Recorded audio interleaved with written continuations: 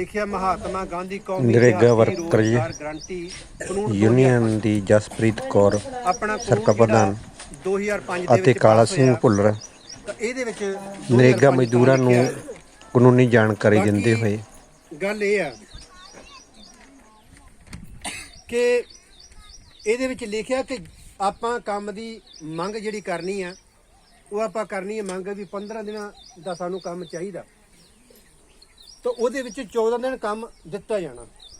ਜੇਕਰ ਆਪਾਂ ਕੰਮ ਦੀ ਅਰਜ਼ੀ ਭਰਦੇ ਹਾਂ, ਅਰਜ਼ੀ ਭਰਨ ਤੋਂ ਬਿਨਾਂ ਕੰਮ ਨਹੀਂ ਲੈਣਾਗਾ ਤੇ ਆਪਾਂ ਅਰਜ਼ੀ ਭਰ ਕੇ ਹੀ ਕੰਮ ਲੈਣਾ, ਜਿਹਦੇ ਵਿੱਚ ਤੁਹਾਨੂੰ ਰਸੀਦ ਪ੍ਰਾਪਤ ਹੋਣੀ। ਰਸੀਦ ਦਾ ਦੱਸਿਆ ਗਿਆ ਜੇਕਰ ਕੋਈ ਵੀ ਸਰਪੰਚ ਜਾਂ ਗ੍ਰਾਮ ਰੋਜ਼ਗਾਰ ਸੇਵਕ ਕੋਈ ਵੀ ਅਫਸਰ ਤੁਹਾਨੂੰ ਰਸੀਦ ਦੇਣ ਤੋਂ ਇਨਕਾਰੀ ਕਰਦਾ, ਉਹ ਕਹਿੰਦਾ ਵੀ ਠੀਕ ਆ ਰਸੀਦ ਨਹੀਂ ਮੈਂ ਦੇਣੀ, ਤਾਂ ਇਹਦੇ 'ਚ ਧਾਰਾ 25 ਲਿਖੀ ਹੋਈ ਆ।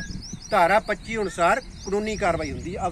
ਚਾਹੇ ਕੋਈ ਅਫਸਰ ਆ, ਚਾਹੇ ਕੋਈ ਸੈਕਟਰੀ ਆ, ਚਾਹੇ ਸਰਪੰਚ ਆ, ਉਹ 'ਤੇ ਬਣਦੀ ਕਾਰਵਾਈ ਹੁੰਦੀ ਆ। ਰਸੀਦ ਦੇਣਾ ਉਹਦਾ ਅਧਿਕਾਰ ਆ। ਤੁਹਾਨੂੰ ਤੁਸੀਂ ਕੋਈ ਨਾ ਕੋਈ ਲਿਖ ਕੇ ਦਿੱਤਾ ਕੁਛ, ਤਾਂ ਉਹਦੀ ਰਸੀਦ ਤੁਸੀਂ ਪ੍ਰਾਪਤ ਕਰਨੀ ਆ। ਉਹ ਰਸੀਦ ਕੀ ਕੰਮ ਕਰਦੀ ਆ ਕਿ ਸਾਡੇ ਕੋਲੇ ਸਬੂਤ ਆ ਕਿ ਅਸੀਂ ਕੰਮ ਦੀ ਮੰਗ ਕੀਤੀ ਆ। ਮੰਗ ਕੀਤੀ ਕਿ ਸਾਨੂੰ ਨਰੇਗਾ ਦਾ ਕੰਮ ਚਾਹੀਦਾ। ਜੇਕਰ ਨਰੇਗਾ ਦਾ ਕੰਮ ਨਹੀਂ ਦਿੱਤਾ ਗਿਆ ਤਾਂ ਤੁਸੀਂ ਉਹ ਰਸੀਦ ਤੇ ਦੱਸ ਸਕਦੇ ਹੋ ਕਿ ਅਸੀਂ ਕੰਮ ਦੀ ਮੰਗ ਕੀਤੀ ਸੀ, ਸਾਨੂੰ ਕੰਮ ਨਹੀਂ ਦਿੱਤਾ ਗਿਆ, ਤਾਂ ਆਪਾਂ ਉਸ ਭੱਤੇ ਦੇ ਹੱਕਦਾਰ ਤਾਂ ਬਣ ਸਕਦੇ ਜੇਕਰ ਤੁਹਾਡੇ ਕੋਲ ਰਸੀਦ ਆਏਗੀ। ਤਾਂ ਜੇਕਰ ਤੁਹਾਨੂੰ ਨਰੇਗਾ ਦਾ ਕੰਮ ਮਿਲ ਗਿਆ ਰਸੀਦ ਦੇ ਮੁਤਾਬਕ, ਤਾਂ ਫਿਰ ਤੁਸੀਂ ਕੰਮ ਦੇ ਪੈਸੇ ਲੈ ਸਕਦੇ ਹੋ। ਫਿਰ ਪਤਾ ਨਹੀਂ, ਫਿਰ ਤਾਂ ਪਤਾ ਹੀ ਕੰਮ ਮਿਲ ਗਿਆ ਨਾ, ਫਿਰ ਤਾਂ ਕੰਮ ਦੇ ਹੀ ਪੈਸੇ ਲਓਗੇ। ਦੂਜਾ ਨੰਬਰ ਜਿਹੜਾ ਨਰੇਗਾ ਵਾਲੇ ਕਾਰਡ ਦੀ ਗੱਲ ਇਹਦੇ ਵਿੱਚ ਕੀਤੀ ਗਈ ਆ ਕਿ ਨਰੇਗਾ ਵਾਲਾ ਜਿਹੜਾ ਕਾਰਡ ਬਣਾਉਣਾ, ਉਹਦੇ ਵਿੱਚ ਵੀ ਤੁਸੀਂ ਮੰਗਿਆ ਕਿ ਸਾਨੂੰ ਕਾਰਡ ਨਰੇਗਾ ਦਾ ਬਣਾ ਕੇ ਦਿੱਤਾ ਜਾਵੇ। ਜਿਹਦੀ ਉਮਰ 18 ਸਾਲ ਹੋ ਚੁੱਕੀ ਆ ਉਹ ਨਰੇਗਾ ਦੇ ਵਿੱਚ ਕੰਮ ਕਰ ਸਕਦਾ। ਇਹ ਕਾਨੂੰਨ ਆ। ਉਹ ਆਪਦੀ ਅਰਜ਼ੀ ਦੇਊਗਾ ਵੀ ਠੀਕ ਹੈ ਮੇਰਾ ਨਾਂ ਕਾਰਡ ਦੇ ਵਿੱਚ ਜੁਆਇੰਟ ਕੀਤਾ ਜਾਵੇ, ਜਿਹੜਾ ਮੇਰੀ ਮੰਮੀ ਡੈਡੀ ਦੇ ਕਾਰਡ ਦੇ ਵਿੱਚ ਆ।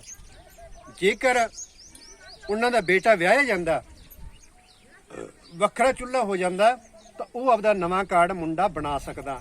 ਮਤਲਬ ਉਹ ਦੋਨੇ ਜੀ ਬਣਾ ਸਕਦੇ ਆ ਆਪੋ ਆਪਣਾ ਕਾਰਡ ਨਵਾਂ।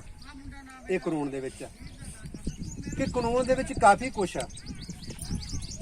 ਆਪਾਂ ਹੱਕ ਤਾਂ ਹੀ ਲੈ ਸਕਦੇ ਜੇਕਰ ਆਪਾਂ ਕਾਨੂੰਨ ਦੇ ਦਾਇਰੇ ਦੇ ਵਿੱਚ ਚੱਲਦੇ ਆ। ਜੇਕਰ ਆਪਾਂ ਰਸੀਦ ਨਹੀਂ ਲੈਂਦੇ, ਆਪਾਂ ਕਹਿੰਦੇ ਨੇ ਕੰਮ ਮਿਲ ਗਿਆ ਬਸ ਠੀਕ ਆ।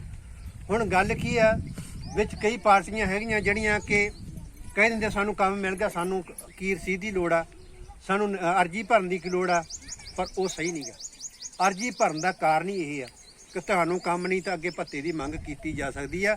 ਤੁਸੀਂ ਉਹ ਜਿਹੜੀ ਮਤਲਬ ਅਰਜ਼ੀ ਹੋਊਗੀ ਉਹ ਸਾਹਮਣੇ ਕਰ ਸਕਦੇ ਸੀ, ਕੰਮ ਮੰਗਿਆ ਸੀ ਸਾਨੂੰ ਕੰਮ ਨਹੀਂ ਦਿੱਤਾ ਗਿਆ, ਉਸ 'ਤੇ ਰੌਲਾ ਪਾਇਆ ਜਾ ਸਕਦਾ।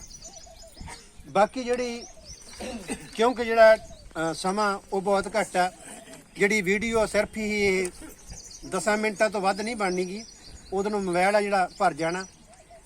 ਬਾਕੀ ਜਿਹੜਾ Punjab building and construction workers welfare board ਜਿਹੜਾ ਬੋਰਡ ਆ, ਇਹ ਤੁਹਾਨੂੰ ਮਤਲਬ ਕੀ ਆ, ਜਿਹਨੂੰ ਲਾਭਪਾਤਰੀ ਬੋਲਦੇ ਆਪਾਂ।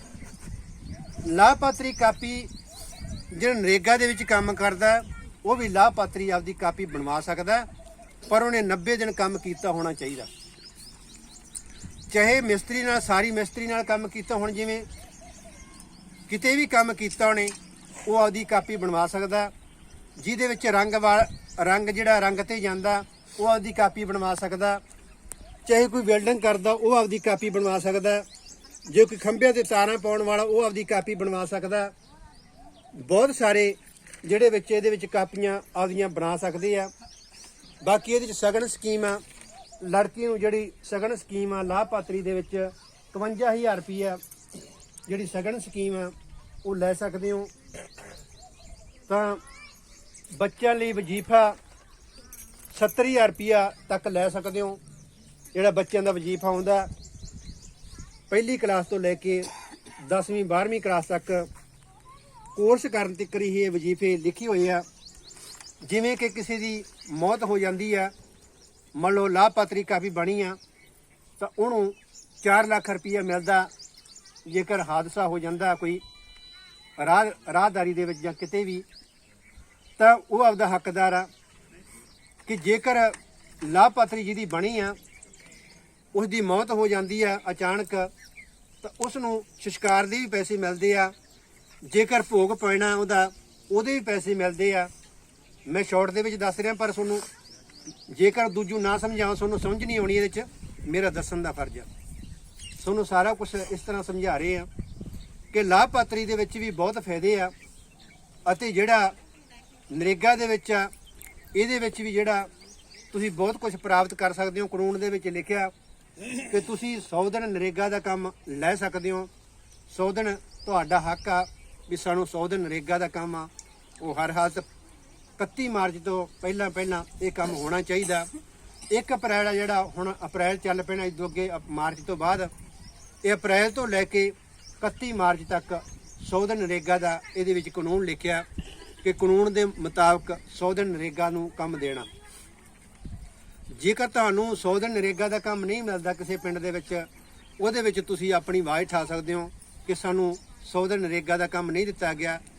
ਇਹਦੇ ਵਿੱਚ ਪੈਸੇ ਲਿਖੇ ਕਿ ਪੈਸੇ ਤੁਹਾਡੇ 15 ਦਿਨਾਂ ਦੇ ਅੰਦਰ ਆਉਣੇ ਚਾਹੀਦੇ ਆ, ਤੇ ਤੁਹਾਨੂੰ ਕੰਮ ਵੀ ਜਿਹੜਾ ਮੰਗਿਆ ਗਿਆ ਇਹਦੇ ਵਿੱਚ ਕੋਈ ਇਹ ਨਹੀਂ ਕਹਿ ਸਕਦਾ ਕਿ ਕੰਮ ਇੱਥੇ ਹੈ ਨਹੀਂਗਾ। ਕੰਮ ਚਾਹੇ ਪਿੰਡ ਦੇ ਵਿੱਚ ਹੈਗਾ ਜਾਂ ਨਹੀਂ, ਇਹਦੇ ਵਿੱਚ ਕੋਈ ਗੱਲ ਨਹੀਂ, ਤੁਸੀਂ ਸਿਰਫ ਅਰਜੀ ਭਰ ਕੇ ਦੇਣੀ ਹੀ ਦੇਣੀ ਹੈ।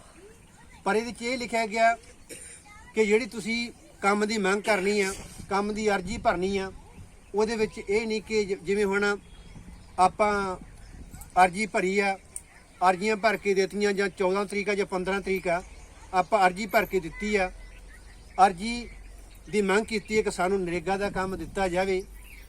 ਜੇਕਰ ਨਰੇਗਾ ਦਾ ਕੰਮ ਨਹੀਂ ਦਿੱਤਾ ਗਿਆ ਤਾਂ ਤੁਸੀਂ 15 ਦਿਨਾਂ ਤੋਂ ਬਾਅਦ ਦੁਬਾਰਾ ਅਰਜੀ ਉਹ ਭਰ ਸਕਦੇ ਹੋ।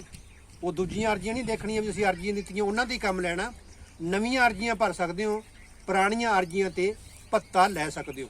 ਕਾਨੂੰਨ ਆਏ ਜੇਕਰ ਤੁਸੀਂ ਕਹਿਤਾ ਵੀ ਸਾਨੂੰ ਅਸੀਂ ਤਾਂ ਅਰਜੀਆਂ ਇੰਨਾ ਟਾਈਮ ਹੋ ਗਿਆ ਭਰੀਆਂ, ਤਾਂ ਹੁਣ ਸਾਨੂੰ ਉਹਨਾਂ ਅਰਜੀਆਂ ਤੇ ਕੰਮ ਦਿਓ, ਫਿਰ ਤੁਸੀਂ ਭੱਤੇ ਦੇ ਹੱਕਦਾਰ ਨਹੀਂ, ਕਿਉਂਕਿ ਤੁਹਾਡੇ ਕੋਲੇ ਅਰਜੀ ਪਹਿਲਾਂ ਵਾਲੀ ਚੱਲਦੀ ਹੈ।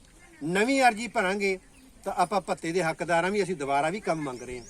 ਤੁਹਾਨੂੰ ਦੁਬਾਰਾ ਵੀ ਕੰਮ ਨਹੀਂ ਮਿਲਦਾ, 2 ਵਾਰੀ ਅਰਜੀਆਂ ਭਰੀਆਂ ਤਾਂ ਉਹ ਤੁਹਾਨੂੰ ਘਰੇ ਬੈਠਿਆਂ ਨੂੰ ਹੀ ਸਰਕਾਰ ਨੂੰ ਪੈਸੇ ਦੇਣੇ ਪੈਣਗੇ। ਹਰ ਹਾਲਤ ਘਰੇ ਬੈਠੇ, ਚਾਹੇ ਤੁਸੀਂ ਰਿਸ਼ਤੇਦਾਰੀ 'ਚ ਫਿਰੋ, ਜਿੱਥੇ ਮਰਜ਼ੀ ਤੁਰੇ ਫਿਰੋ, ਜੇਕਰ ਤੁਹਾਡੀ ਅਰਜੀ ਇਹ ਲੱਗ ਗਈ ਆ ਕਿ ਸਾਨੂੰ ਭੱਤਾ ਦਿੱਤਾ ਜਾਵੇ, ਉਹ ਸਰਕਾਰ ਨੂੰ ਭੱਤਾ ਦੇਣਾ ਹੀ ਪੈਣਾ। ਪਰ ਕਾਰਨ ਕੀ ਆ? ਇਹਦੇ ਵਿੱਚ ਪਹਿਲ ਦੇ ਆਧਾਰ ਤੇ ਜਿਹੜਾ ਪਿੰਡ ਦਾ ਸਰਪੰਚ ਆ, ਗ੍ਰਾਮ ਰੋਜ਼ਗਾਰ ਸੇਵਕ ਜਿਹਨੂੰ ਸੈਕਟਰੀ ਬੋਲਦੇ ਆ, ਚਾਹੇ ਕੋਈ ਆਪਣੇ ਪੰਚਾਇਤ ਅਫਸਰ ਆ ਜੋ ਮੁਕਤਸਰ ਦੇ ਵਿੱਚ ਆ, ਉਹ ਤੋਂ ਮੰਗ ਕੀਤੀ ਜਾ ਸਕਦੀ ਸਾਨੂੰ ਜਿਹੜੀ ਕੰਮ ਦੀ ਅਸੀਂ ਮੰਗ ਕੀਤੀ ਆ, ਸਾਨੂੰ ਮੋਹਰ ਲਾ ਕੇ ਰਸੀਦ ਕੱਟ ਕੇ ਦਿੱਤੀ ਜਾਵੇ। ਉਹ ਰਸੀਦ ਪ੍ਰਾਪਤ ਕਰਾਂਗੇ ਤਾਂ ਹੀ ਆਪਾਂ ਹੱਕਦਾਰ ਹਾਂ। ਕਈ ਵਾਰੀ ਹੁੰਦਾ ਚਲ ਸਾਡਾ ਕੰਮ ਚੱਲਦਾ, ਸਾਨੂੰ ਰਸੀਦ ਦੀ ਕੀ ਲੋੜ ਆ? ਰਸੀਦ ਬਾਰੇ ਤੁਹਾਨੂੰ ਦੱਸਿਆ ਕਿ ਰਸੀਦ ਇਹ ਤਾਂ ਜ਼ਰੂਰੀ ਆ। ਇਹ ਰਸੀਦ ਲਵਾਂਗੇ ਤਾਂ ਹੀ ਆਪਾਂ ਜਿਹੜੇ ਆਪਣੇ ਹੱਕ ਲੈ ਸਕਦੇ ਹਾਂ। ਤੁਸੀਂ ਬੇਸ਼ੱਕ ਕਿਤੇ ਵੀ ਫਿਰਦੇ ਹੋ, ਮੈਂ ਤੁਹਾਡੇ ਵਿੱਚ ਆਉਣਾ ਜਾਂ ਨਹੀਂ ਆਉਣਾ, ਜਾਂ ਤੁਸੀਂ ਮਤਲਬ ਅਰਜ਼ੀਆਂ ਕਿਸੇ ਕੋਲੇ ਵੀ ਭਰ ਰਹੇ ਹੋ, ਜਿਹਦੇ ਕੋਲੇ ਤੁਹਾਡਾ ਦਿਲ ਕਰਦਾ ਉਸੇ ਕੋਲੇ ਭਰਾ ਸਕਦੇ ਹੋ। ਪਰ ਮੇਨ ਮਕਸਦ ਇਹ ਆ ਕਿ ਤੁਸੀਂ ਆਪਣੀ ਰਸੀਦ ਪ੍ਰਾਪਤ ਕਰਨੀ ਹੀ ਕਰਨੀ ਆ। ਜਦੋਂ ਕੰਮ ਦੀ ਮੰਗ ਕੀਤੀ ਆ ਤਾਂ ਰਸੀਦ ਪ੍ਰਾਪਤ ਕਰੋ। ਜਿਵੇਂ ਹੁਣ ਅਸੀਂ ਤੁਸੀਂ ਸਾਡੇ ਕੋਲੇ ਭਰੀਆਂ ਅਰਜ਼ੀਆਂ, ਅਸੀਂ ਉਹ 'ਤੇ ਮੋਹਰਾਂ ਲਾ ਕੇ ਤੁਹਾਡਾ ਕੰਮ ਚਲਾਤਾ ਜੀ, ਠੀਕ ਆ, ਚੱਲਿਆ ਨਾ। ਤਾਂ ਜੇਕਰ ਤੁਹਾਨੂੰ ਕੰਮ ਨਾ ਮਿਲਦਾ, ਮੋਹਰਾਂ ਲੱਗੀਆਂ ਸੀ, ਤਾਂ ਫਿਰ ਉਹ ਭੱਤੇ ਦੀ ਅਰਜ਼ੀ ਭਰੀ ਜਾ ਸਕਦੀ ਸੀ ਕਿ ਇਹਨਾਂ ਨੂੰ ਭੱਤਾ ਦਿੱਤਾ ਜਾਵੇ। ਜਿਹੜਾ ਤੁਹਾਡੇ ਤੋਂ ਅਰਜ਼ੀਆਂ ਭਰਾਉਂਦਾ, ਉਹ ਹੱਕਦਾਰ ਵੀ ਤੁਹਾਡੇ ਨਾਲ ਖੜੇ ਅਤੇ ਤੁਹਾਡੇ ਨਾਲ ਚੱਲੇ। BDO ਦਫ਼ਤਰ, ADC ਦਫ਼ਤਰ, ਚਾਹੇ ਜਿੱਥੋਂ ਤੱਕ ਵੀ ਜਾਣਾ ਪੈਂਦਾ, ਉਹਦਾ ਸੰਘਰਸ਼ ਤੋਂ ਬਿਨਾਂ ਕੁਝ ਨਹੀਂ ਮਿਲਦਾ ਗਾ। ਹਰ ਇੱਕ ਕੰਮ ਲਈ ਆਪਾਂ ਨੂੰ ਸੰਘਰਸ਼ ਕਰਨਾ ਪੈਂਦਾ। ਕੋਈ ਵੀ ਕੰਮ ਲਾ ਲਓ, ਜਿਹੜੀ ਔਰਤ ਆ, ਔਰਤ ਵੀ ਆਪਣੇ ਪਤੀ ਨੂੰ ਸ਼ਰਾਬ ਛਡਾਉਣ ਲਈ ਉਹਦੇ ਨਾਲ ਵੀ ਸੰਘਰਸ਼ ਕਰਨਾ ਪੈਂਦਾ। ਛੱਡਦਾ ਕਿਉਂ ਨਹੀਂ? ਕਰਨਾ ਪੈਂਦਾ, ਸਹੀ ਹੈ। ਜੇ ਲੜੂਗੀ ਤਾਂ ਜਾ ਕੇ ਉਹ ਕਿਤੇ ਹਟੂਗਾ, ਨਹੀਂ ਤਾਂ ਇੱਕ ਦਿਨ ਬੋਤਲ ਪੀ ਕੇ ਦੂਜੇ ਦਿਨ ਯਾਰ ਦੋਸਤ ਨੂੰ ਲਿਆ ਦੂਗਾ। ਤਾਂ ਇਹ ਕਈ ਗੱਲਾਂ ਹੁੰਦੀਆਂ। ਤਾਂ ਇਹਦੇ ਵਿੱਚ ਹਰ ਇੱਕ ਨੂੰ ਸੰਘਰਸ਼ ਦੀ ਲੋੜ ਆ। ਜੇ ਆਪਾਂ ਸੰਘਰਸ਼ ਕਰਾਂਗੇ, ਏਕਤਾ ਨਾਲ ਚੱਲਾਂਗੇ, ਤਾਂ ਆਪਾਂ ਇਹ ਜਿਹੜੀਆਂ ਜਾਣਕਾਰੀਆਂ ਪ੍ਰਾਪਤ ਕਰ ਸਕਦੇ ਹਾਂ, ਤਾਂ ਹੀ ਆਪਾਂ ਆਪਣੇ ਜਿਹੜੇ ਹੱਕ ਆ ਉਹ ਲੈ ਸਕਦੇ ਹਾਂ। ਜੇਕਰ ਆਪਾਂ ਹੱਕ ਲੈਣੇ ਤਾਂ ਇਕੱਠੇ ਹੋ ਕੇ ਲੈ ਸਕਦੇ ਹਾਂ। ਕੱਲੇ ਦੀ ਕੋਈ ਗੱਲ ਨਹੀਂ ਸੁਣਦਾ। ਜੇ ਇਕੱਲਾ ਖਾਲਸਾ ਜਾਵੜੇ ਕੋਈ ਗੱਲ ਨਹੀਂ ਸੁਣਨੀ, ਜੇਕਰ ਕਿਸੇ ਧੀ ਭੈਣ ਦਾ ਰੌਲਾ ਉਹ ਇਕੱਲੇ ਦੀ ਕਿਸੇ ਨੇ ਉਹਨੇ ਨਹੀਂ ਸੁਣਨੀ।